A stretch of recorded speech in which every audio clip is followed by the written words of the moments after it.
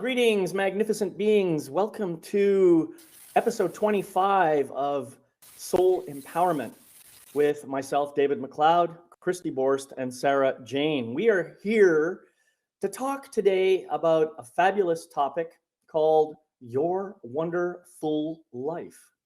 And I remember when we were talking about the topic, we were just kind of hashing out ideas about what we wanted and stuff.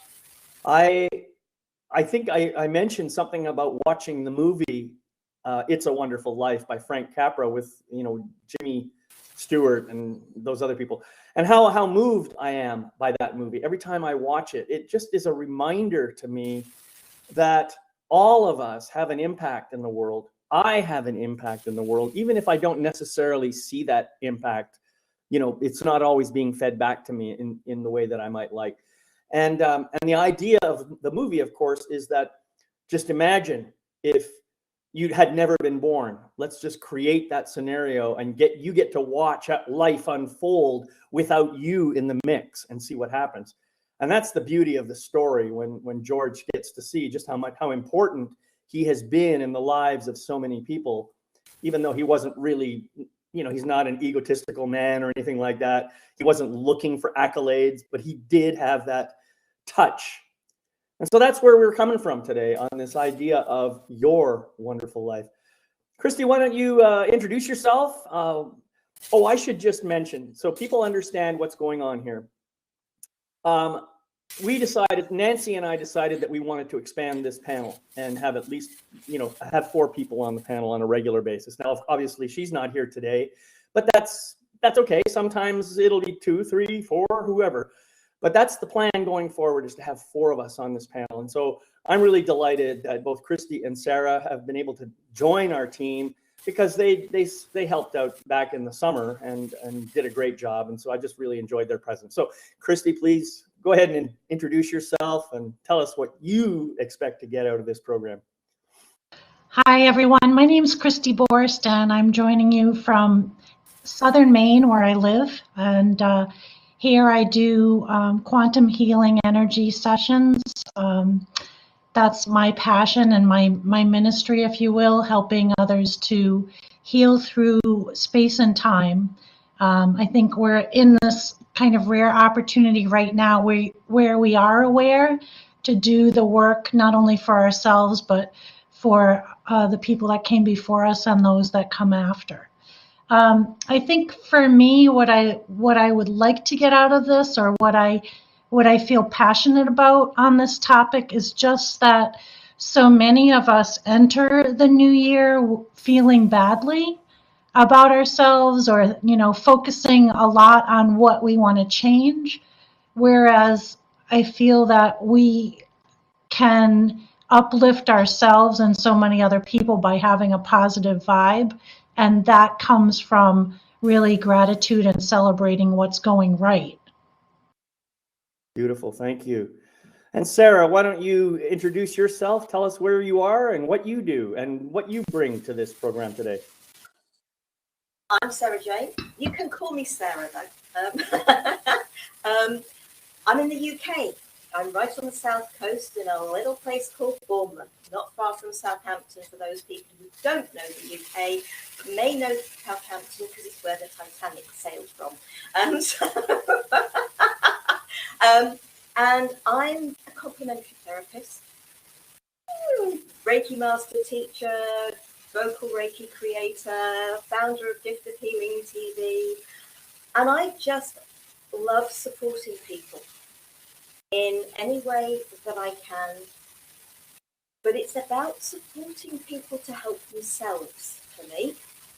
I'm not here to do anything for anyone, because the truth of the matter is we can't.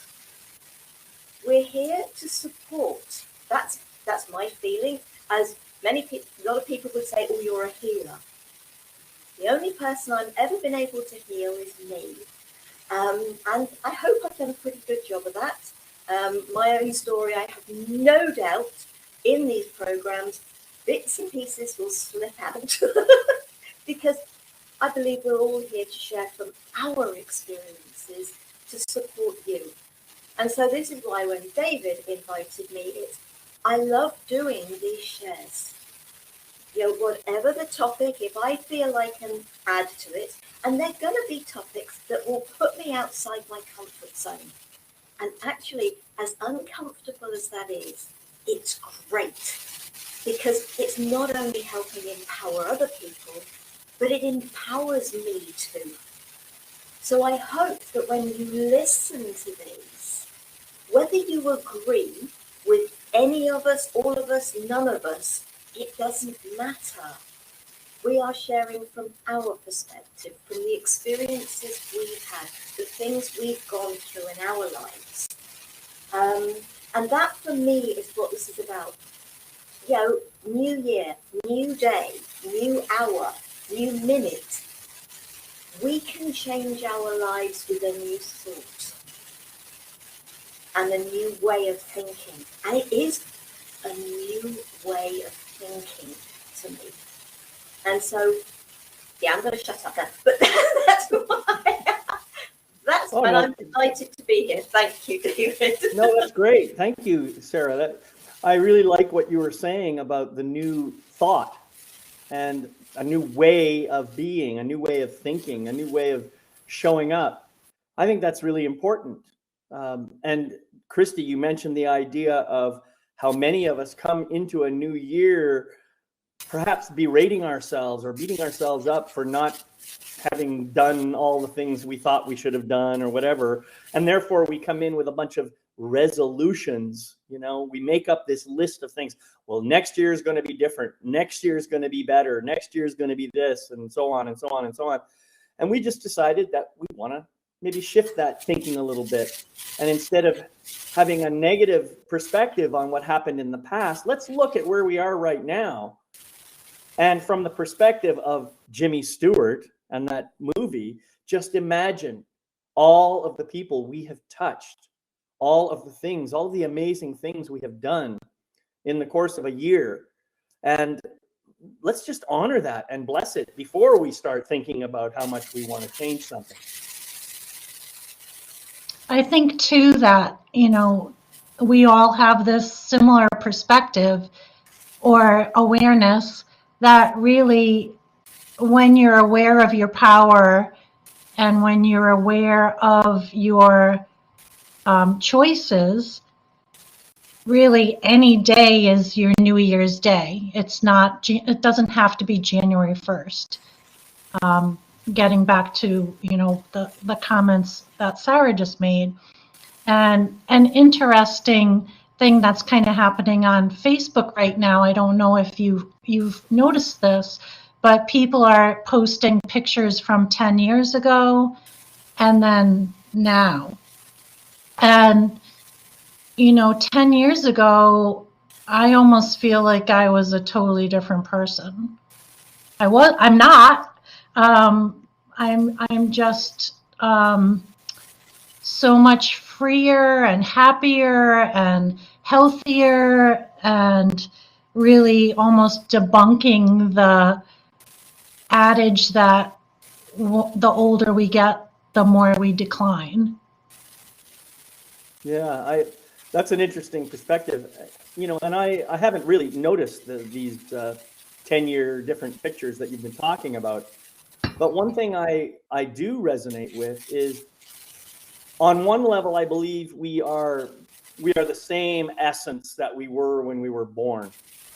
But on another level, we do change. And that's not because our essence has changed, but probably because we have learned how to tap into and learn and connect with our essence and express more of it as we grow, as we become. And growing, unfortunately, requires time. So time implies older. And, it doesn't have to be that way. Some people are really good at expressing all of themselves when they're very young. And I really honor those people.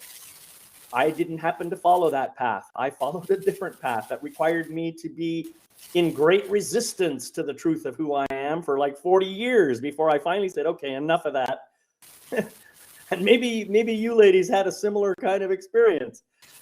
That's not true for everybody, but it is true for a lot of people. And so no matter where you might be right now, you who are watching this, where you might be right now, I guarantee you there are some amazing things you have done in your life.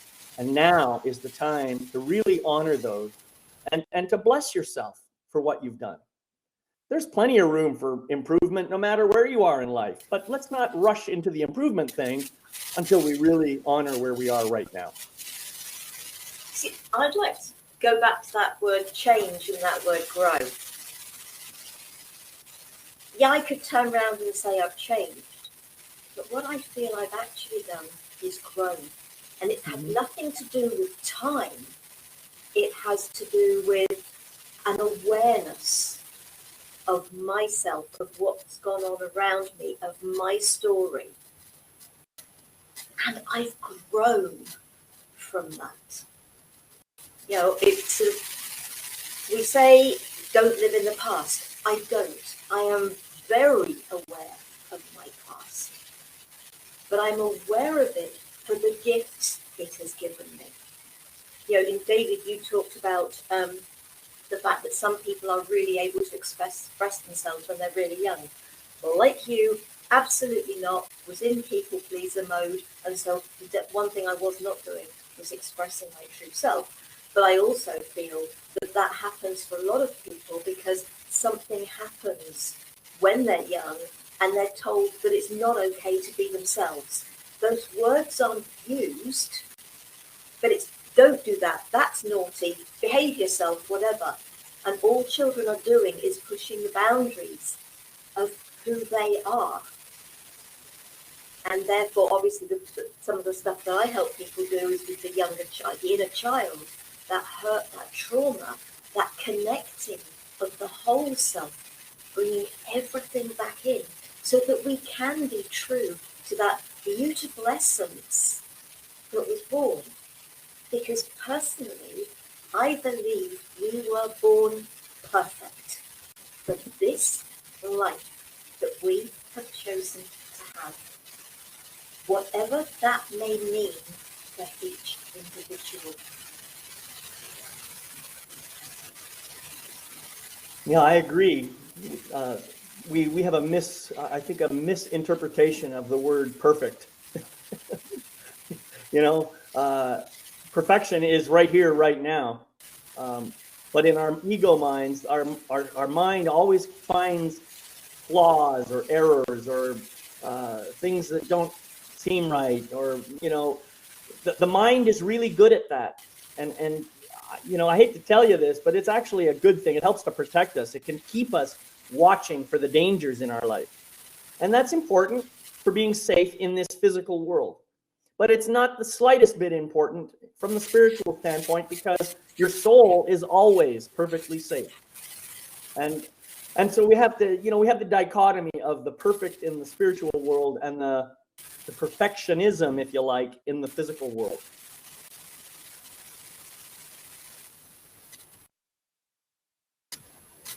Kristi, you look like you're contemplating something there.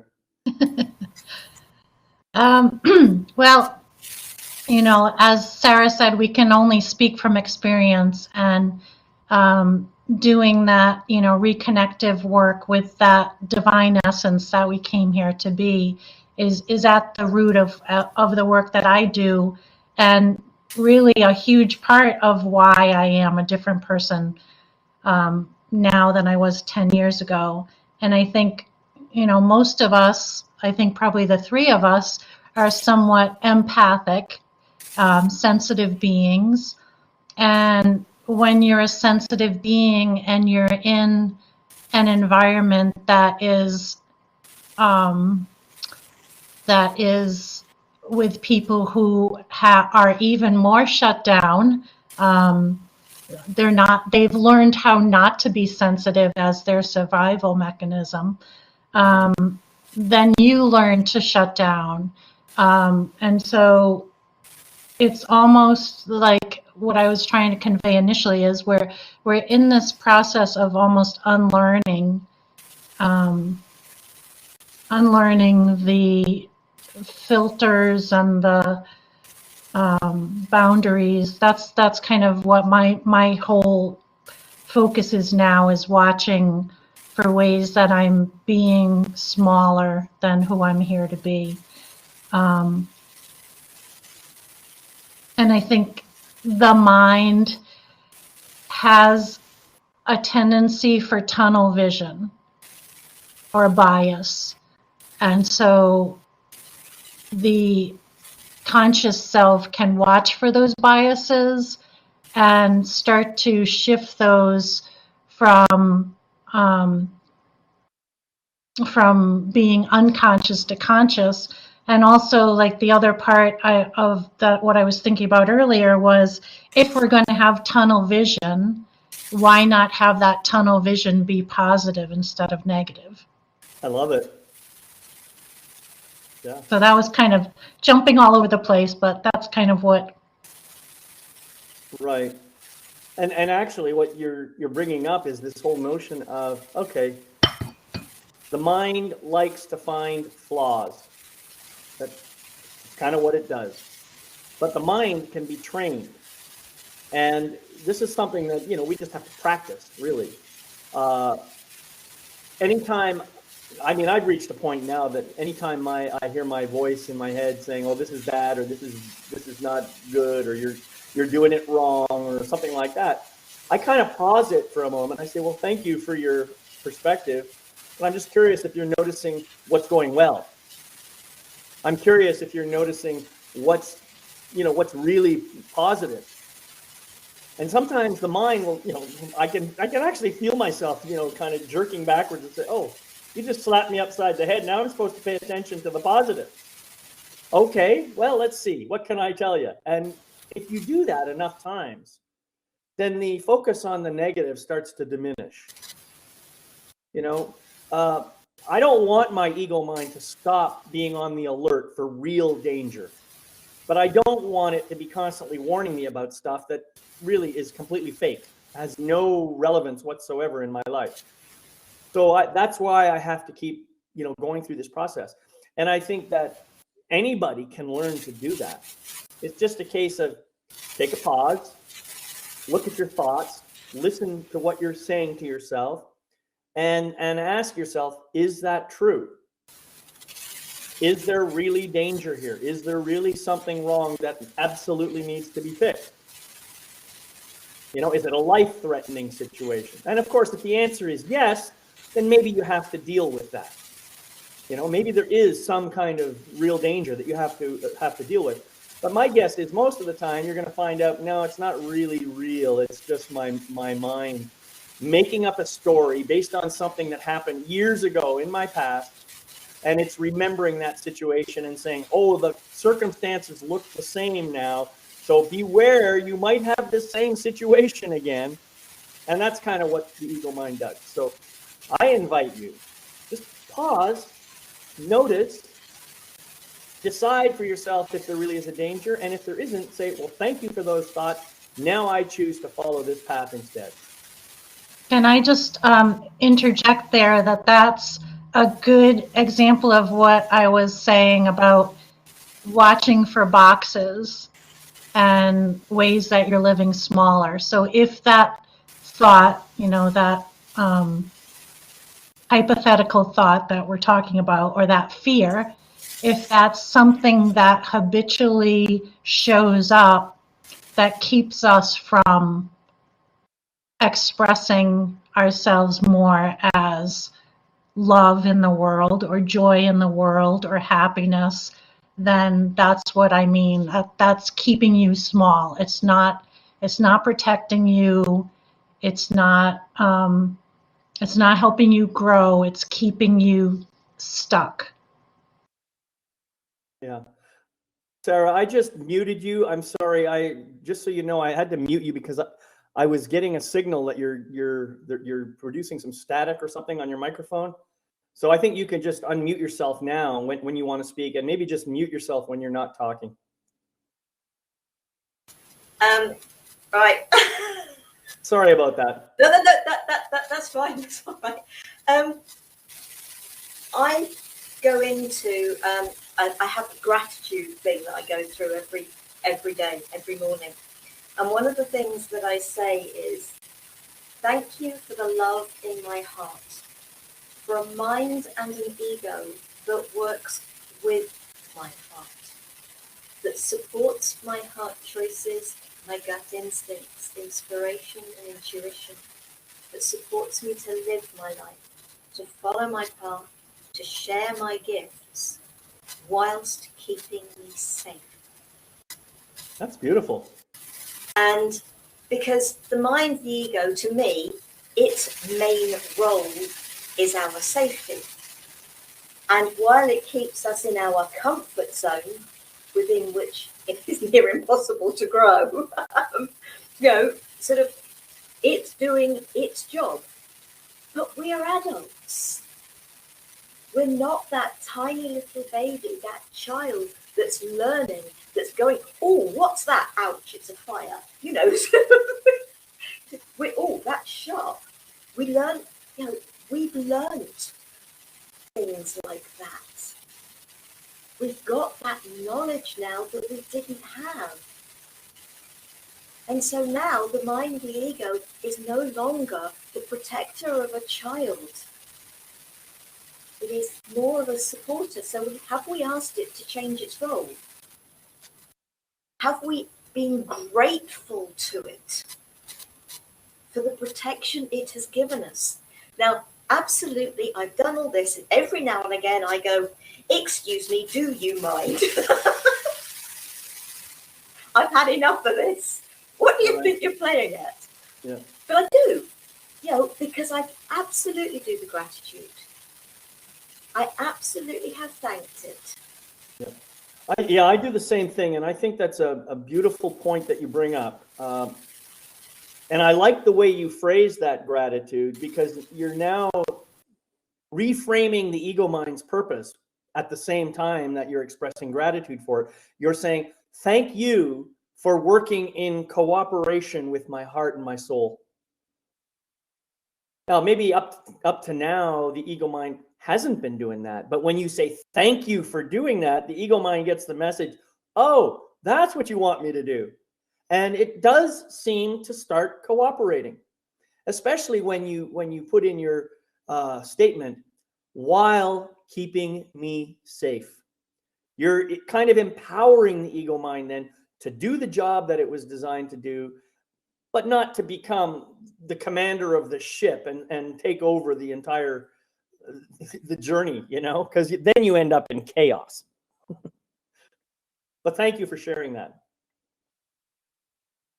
I think another thing that might be helpful for this topic is to realize that, a lot of the New Year's resolutions are about the physical body, and judging that the physical body is not either a clothes size that you want, or a scale number that you want, or whatever. Right. And, this body, you are not the body. You are more than the body. The body is your little spaceship you get to live in. Without this body, you can't have this physical existence. So start to learn to love your body, whatever shape it is, whatever numbers it has. And perhaps the more you love it, the more you'll take care of it, and the magical things that haven't happened before are going to happen with it, instead of beating up on it to make it better. That's beautiful too. And I think it's so important to remember that.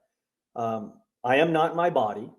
I am the steward, the keeper of this body for some brief period of time. And it really is, in the grand scheme of things, a very brief period of time. It's a pinpoint of light in the entire spectrum of all possible frequencies. That's kind of what life is. I mean, well, life is ongoing and forever, but this particular physical existence is just that temporary thing. So if you want to have an enjoyable temporary experience, do everything you can to love every aspect of this physical experience. And that includes the body. It includes the ego mind. It includes those parts of you that are designed specifically to help you move through this period of from birth to what we call birth to death. And of course, your true essence exists both before and after that forever. But as long as you can keep your sense of love and appreciation and gratitude for all of the components and elements that you have here in this physical world, the more you are able to actually live a better life. And simply, as you said, Kristi, I love this. I'm glad you brought it up. The more I love my body, the more likely I am to take better care of it. You know, and I've shared here and other places that my physical health is not where I'd like it to be.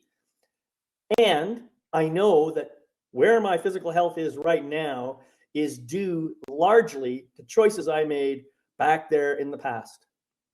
Now, I can't undo those choices, and I can't change the consequences of those choices. But what I can do is start giving my body more positive experiences and love, and make it as good as possible for the situation that I've created. And any one of us can do that.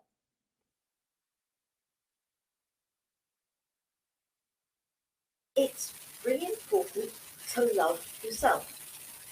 Loving ourselves isn't something the majority of us have been taught to do, been told it's okay to do, whether it's schooling, whether it's home, whether it's religion, whatever it is that has taught us. So it's the unlearning, as you said, Kristi. It is absolutely about unlearning so much. And your story, as I said earlier, is a gift to you. I genuinely believe that I chose the experiences so that I can be here to bring what I bring. Without those experiences, I couldn't do this. I couldn't be here to share from what has happened to me and from my own growth and healing of those hurts and those traumas. Without those in my life, and there's sort of your past life, your history, isn't who you are. It's how you react to it. And my initial reaction to that was to feel unwanted, unloved, not good enough. You come up with any negative words you like. That's how I felt. Why I became a people pleaser. That was my reaction to what happened. The wake-up call, which again was more pain than trauma, but having understood that it was a wake-up call, having gone through it, and it was, do you know what? That was one of the best things that ever happened to me in my life. It wasn't at the time, but I can look back at it. So if you're going to look back at your life, can you see where the growth has occurred, the changes occurred, if you want to use that word? Find the words that work for you, because different words work for different people. They really do, and I totally get that. I know there are words I don't like people using because they don't have the same meaning for me. But think about it. Think about what has happened to you and the changes, the growth that it has eventually brought about. And this is why I said it doesn't have to be a New Year's resolution, because I was stood in my kitchen, I think, one time after the wake-up call, and it was suddenly, why am I worrying about what other people are thinking about me when they're not? They have got so much going on in their own lives that they're not giving me a second thought. And that was that ego mind that had gone into absolute worry and fear of what other people were thinking about me. And it was that opening, that wondrous realization of freedom that they're not. And do you know what? Even if they are, it's always going, it doesn't matter. It's none of our business what other people think of us, because that's their stuff from their experiences. It's not our stuff from our experiences. don't judge. And yet it's don't judge until you've walked a mile in my shoes. Don't judge me until you've walked 10 years in my life. And my 10 worst years in my life. But you would still react differently because you are different to me. So it is important that we are true to our own unique being. Great. There's a couple things I'd like to share. First of all, David, time is not linear. So do not say you cannot change the past. Number one. Well, time is not linear in the true sense of the word, but in our physical experience, it seems linear, at least as far as the way our lives seem to go. But in the spiritual sense, I totally agree with you. And in terms of healing, we can heal things we've done in the past. So absolutely, don't close that door. Yeah. The second thing I wanted to make as a kind of observation / comment is the notion or phrase or edict, whatever you want to call it, that I don't know if either of you heard or any of our viewers heard, of don't be full of yourself. Don't be so full of yourself. And I want you to really think about that, and damn it, be full of yourself. That's who you're here to be. Right. And watch for ways that you're afraid to be out there, if you will, to be, you know, that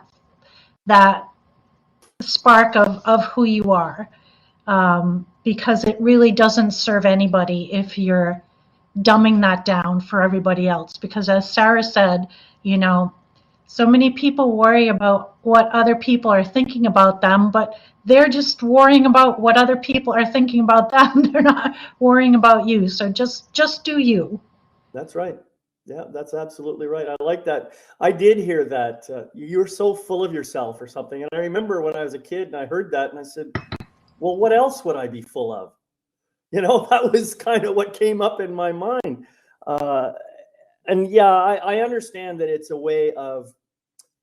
way for other people to deal with their own discomfort in the fact that you are showing up so full. And their discomfort is not actually your problem. It's not your fault either. So when you diminish yourself in order to try and reduce their discomfort, guess what? All you're really doing is diminishing yourself, because they're still going to be uncomfortable. They haven't changed anything. You have tried to change something. And furthermore, when you diminish yourself, you are actually depriving the whole universe of your essence. You're depriving the world of your brilliance. So if someone says you're so full of yourself, say, thank you. That seems like the right answer to me. I wanted to also address something that you said, Sara. I'm talking about wake-up calls. You know, you mentioned that the wake-up call was kind of painful, and I've experienced that myself, you know, where something happens in my life that finally I see it as a wake-up call. But my truth is, when I look back in the past, I can see earlier times before that so-called wake-up call, when the universe was delivering gentler messages to me that I wasn't paying attention to. So that's what the universe seems to do. You know, if I have come into this life with a particular purpose, and if I'm not following that purpose, the universe is going to do things to kind of knock me back on track. You know, it'll be kind of little encouragements, little nudges. But if I'm paying no attention to that and I'm pursuing other things that are contrary to my purpose, sooner or later, those little nudges are going to start to become kicks in the ass, and eventually a whack across the side of the head, or a car crash into a bunch of trees. You know, something like that is going to happen because you haven't been paying attention. So the question is, Are you able to acknowledge that everything that's happening in your life is happening for a reason, that you have in some way attracted it in order to help you move in the direction of your purpose? Are you able and willing to look at that and accept that as a possibility? Something to think about. I think that's in some ways, that to me speaks of faith and trusting that all is well and all is happening in alignment with our highest good.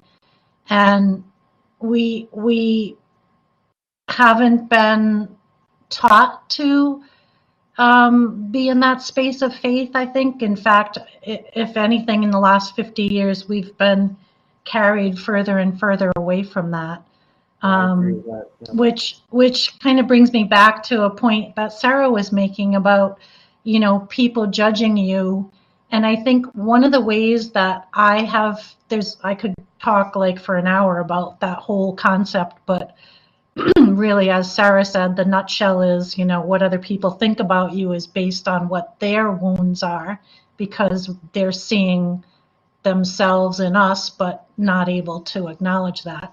But for me, I know that Source, God, all that is, knows exactly who I am, what my intentions are, how I'm acting. So what other humans see through their filters ultimately that I came from knows exactly who I am. Yeah, exactly right. Sara, it looked like you were about to say something. You're muted. Oh, no. Kristi froze on me for a minute. For a second. I just had a note that that I lost my connection for a second. So I just want to say, restate that last sentence, that if there is a judge of me, and I don't think there is, oops, I'm gone. You're here. No, you're here. We can hear Oh, you. I'm here. I'm here, but I'm not visible. That's right. You can just bring your camera back on when you get a chance. Okay. If there is a judge of me, and I don't really think there is, but the love and light that is at my source, that is at your source, knows exactly who I am and knows that I'm here acting to the best of my human ability in and as love. And that is my focus, is showing up as light and love. Now, do I do it 100%? Probably not, but I'm trying. Beautiful. Go ahead, Sara. I just feel that a lot of us are trying in our own unique way. Some of us are very trying. Yes, exactly. And this is all down to words and terminology and people's different understanding. But I knew exactly what you meant, Kristi. Sorry. And I do feel that life is for living, and it is important to have a sense of humor. Mm-hmm. As conversations with God, in the Conversations with God books, and it was just like, and it was, well, who do you think created the sense of humor? God did. It's not humankind that created it. And it is important because it is a lightness. It can bring us a sense of relaxation. It can bring a sense of relief, laughter, fun, enjoyment, happiness. But it all comes from inside of us. Right. It doesn't, okay, it was a comment you made, but actually the feeling within that comment came from inside of me. It didn't come from outside of me. And I like what you wrote there, Kristi. Enjoyment. I like that. Hadn't thought of it that way before. Very good. Excellent. And so it is important to be really happy. To allow yourself to find the joy in things. And there are days when it isn't easy. It really isn't. Even for people who have been doing this for quite a number of years, and there are people who've been doing it for longer than I've been doing it, over 20 years now. we're here to have a human experience. Mhm. Be gentle with yourself. But I would like to go back to a comment that David said about being full of yourself and being who you are and being true to you. And a number of years ago, I used to do a lot of fairs and events and different things, sharing the techniques and practices, and a group of us would do them. And it was a local one, it was a to do with a carnival or something, and so it was an outdoor one, summer months. And this lady came and talked to me. And I was just very open and honest with her. And I'd actually had my friend Trevor turn around to me at one stage. Sometimes he listens, he's there and he listens. And he said, "You can't talk to people like that." And I said, "Yes, I can." And she rang me. And she said to me, "I was so cross with you." Oops. Okay, what's coming next? And she said, "Well, I thought about it. I thought about what you said." And she said, "You're the only person who's been honest with me. Thank you." But I also very much think about if we are not open and honest with people, and it may not be easy for them to hear, as it wasn't for her, but she did open herself to it beautifully. And it's and I feel if somebody turns around in a week, a month, a year, 10 years and says, "That funny woman that day at that fair said that to me," if I hadn't, whether I'm the first, the second, or the third, but we understand that if something comes at you 3 times, it's because it's something you're meant to listen to. So if we hold back, now it doesn't mean we don't try and say things as kindly as possible, but do you know, sometimes we do have to be a bit bull in the china shop. And being a Taurian, I can definitely do that. Yeah. Trust yourself. Trust Right. your knowing. There are times when I really do. I think, okay, I know I've just put something in that email that is quite blunt. Should I tone it down? And I will take my dosing pendulum and I will ask. And if I get told yes to tone it down, I'll do it. If I'm told no, I'll leave it. Because you never know what you are here to say to somebody that supports them in the unique way that is right from you for them. Yeah. That's beautiful. And I think it's an important thing to remember. And by the way, I don't, just because you decide to say something in a diplomatic way doesn't mean you have to diminish yourself to do that. You know, toning things down doesn't necessarily mean hiding, and disappearing. In fact, it doesn't mean that at all. It just means when someone says tone it down, what I'm hearing is, I'm having a hard time hearing what you have to say because, it's coming at me pretty hard right now. I'm feeling a lot of strong energy coming at me. That's what they're actually trying to tell you, even though they don't say it that way. So they're saying, please don't yell at me, or whatever it is they say, And this is something, if we could learn to communicate properly, that's what we would do. I might say to you, Sara, thank you so much for what you're saying, but I noticed that I'm having some resistance. I am having some resistance to what you're saying. It's just not landing on me right now. This is not a good time for me. Whatever the story might be, that is about me. It has nothing to do with you. So I don't want you to tone it down. I'm just telling you that I'm not able to hear you right now. That's a difference. Now, if people could learn to communicate that way, man, can you imagine the way the world would change immediately?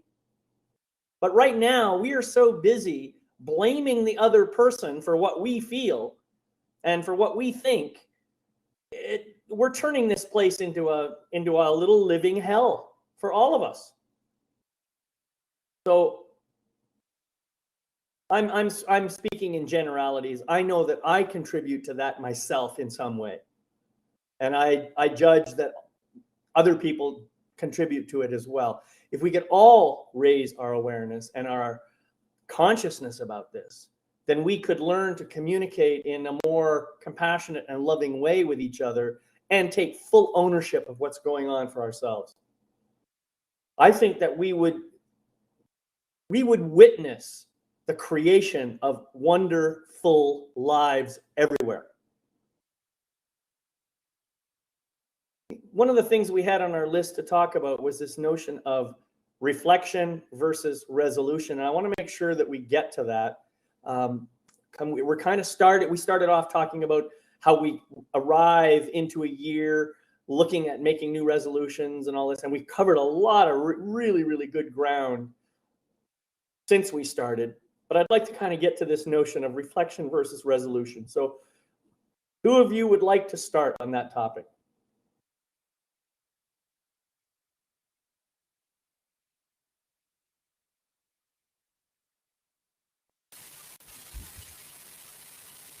I think it is more about reflection than resolution. Personally, for me, it's, okay, look back at my year, and how well have I done? Where was I at the beginning to where I was at the end? And it's about, for me, it's about, brilliant, congratulations. I don't need to do it for a year. I do it on a morning. I do it on a daytime. It's a, wow, you've achieved so much this morning. And when I go to bed at night, do you know what? I'm really proud of you today. It doesn't matter if, as I've seen these quotes, it doesn't matter if all you've done is be able to get out of bed. Because trust me, when I came, although they never diagnosed me with ME, because it wasn't for long enough, if you have ever been in that situation of getting out of bed is so exhausting that you've got to sit down and take a break before you can go and have a shower. You have to take a break. And seriously, and I spent 2 months off work because if I didn't sit down, I would fall down.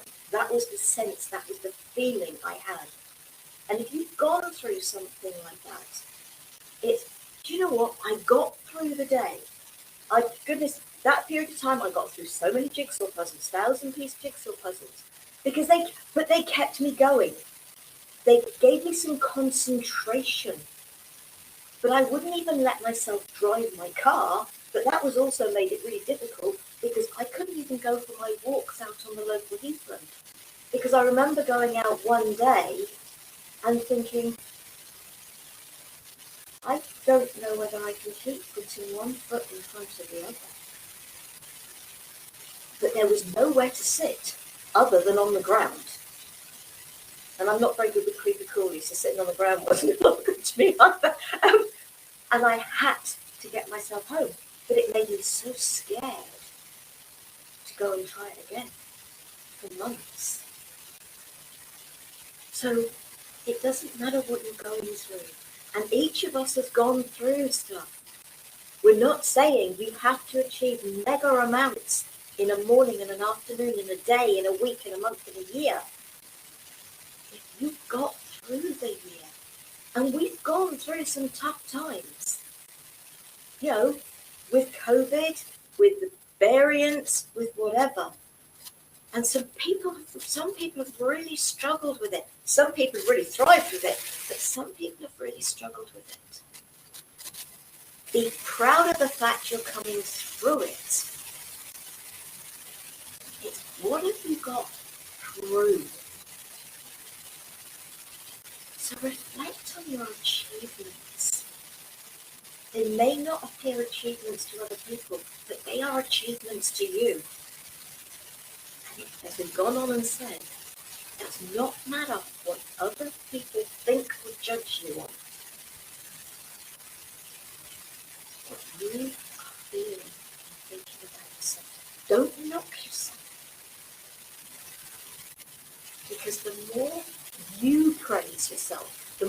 mind and the ego will be into working with you.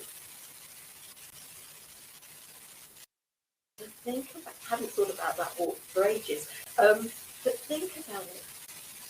You are so much better than you give yourself credit for. Do you need to really make any resolutions? Or is it just important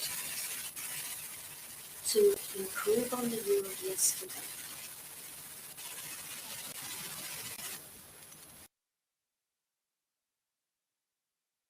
I like that. That's really awesome, Sara. And I think that's really what we've been talking about this whole episode is, learning to love ourselves, learning to appreciate who we are and how we show up in this moment without so much judgment about maybe what didn't go right or what could have been better or any other stories that we make up about it. I think some people, well, not me personally, but some people are still working in jobs where on a day-to-day basis, they're expected to accomplish a certain amount of stuff. And, so that they may have to deal with that kind of thing in a different way than you and I. But even if that's true, they can still have a positive, loving appreciation for who they are, regardless of what they do or how many tasks they get done in a day. In the end, can you come away from your day and say, I really love myself? Can you do that?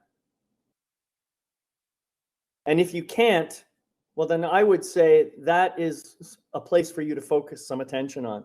Because if you are not really able to authentically and legitimately and with full integrity love yourself, all of yourself, every single aspect, without condition, then there's a work for you to do there. And that work is far more important than getting a certain number of things on your checklist. Even if it's even more important, I think, than satisfying your boss. Here's another thing that you may not be thinking about, but which I believe is true. The moment you really can authentically and with integrity love yourself completely and totally, your whole approach to your job is going to change.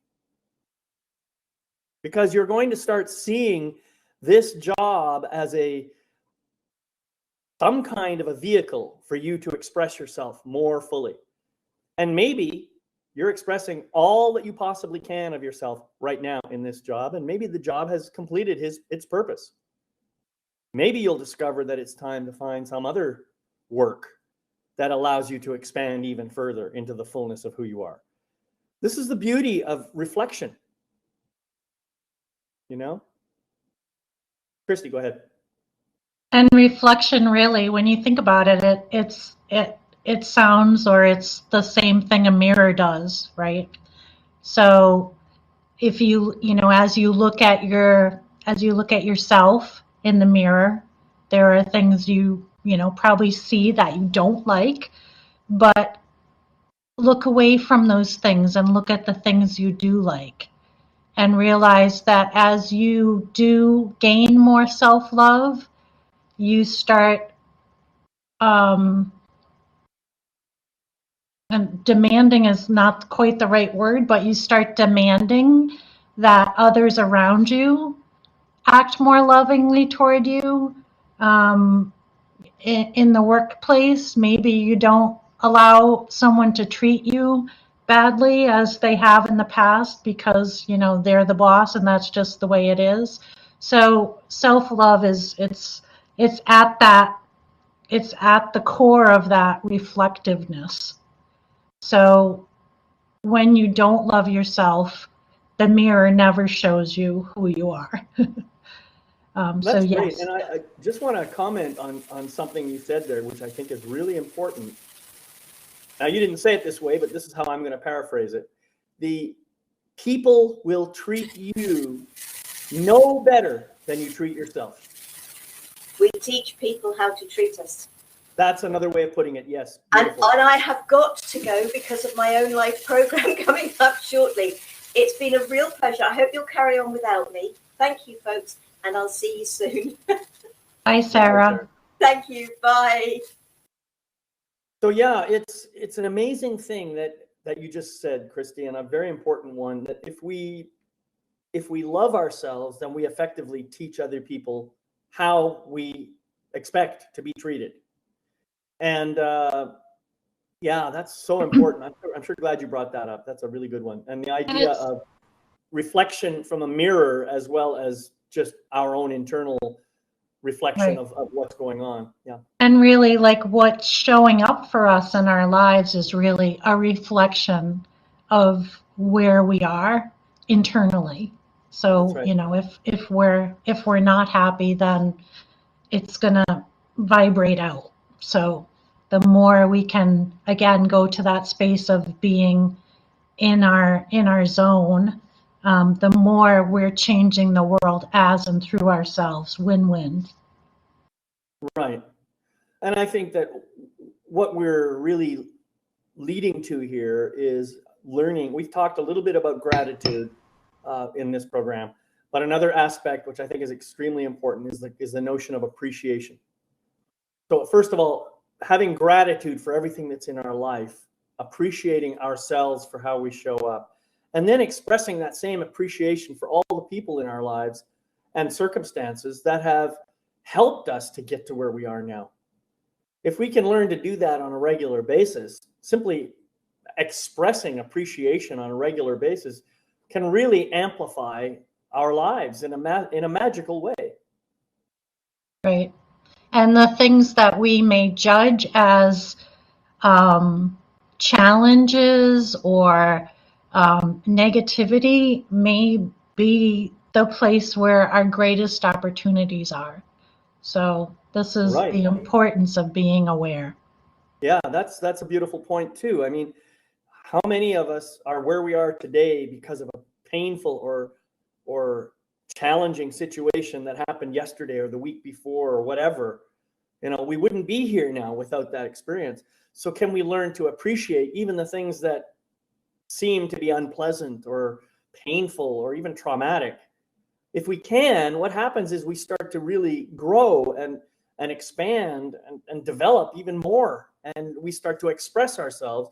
And to use your phrase from before, we get to be more full of ourselves. It's interesting too, what's coming to me, David, while you're saying that is, you know, that phrase, hindsight is 20/20. And usually we, you know, like you're saying, and I think Sara said it earlier, we can look back on these things and say, oh my gosh, it was terrible at the time, but it was like one of the best things to happen to me. So if we can only jump into that attitude more quickly, when things seemingly go wrong, you know, that's the faith jump to say, okay, I don't get this right now, but somehow this is for me. Yeah. Can you imagine if we could just say, okay, I don't know what this is for, but I appreciate you because I know that you're here to do something good for me. I just don't know what that is yet. Yeah, that's a great reminder. Well, so it's been almost an hour here, and I just want to find a gentle way of closing out the show. Kristi, do you have anything, any final words that you'd like to share before we close out today? Just to know that even sometimes when the humans in our lives are not there, seemingly there for us or acting loving, that there's so much love that enfolds us in the unseen beings that surround us, angels, guardians, ancestors, whatever, you know, whatever you want to label those. I just say, you know, love and light. And I am like thrilled, I guess would be the word, that Spirit shows me little hearts, almost not every day, but at least once a week. For example, I was walking the other day and the streets had been salted and there was a little nugget of ice salt in a heart shape. So just be aware of the love that's showing up for you. It's there. Yeah, that's nice. It's a great reminder. Love is everywhere. Love is everywhere when we look for it. And you know, sure, we can look for all the dark stuff if we want to, and we can look for all the light stuff if we want to. It's really a choice. So my suggestion is choose the light stuff as a target of your vision so that you can have a wonderful life, so that your life will be wonderful. It likely already is. You just have to turn toward it. Exactly. All right. Well, thank you, Sara and Kristi, for being here today. I'm going to terminate the call now. I'm just going to say thank you all for joining us. The recording of this will be on my website at yourlifemasterycoach.com. And live a full and wonderful life. Bye-bye.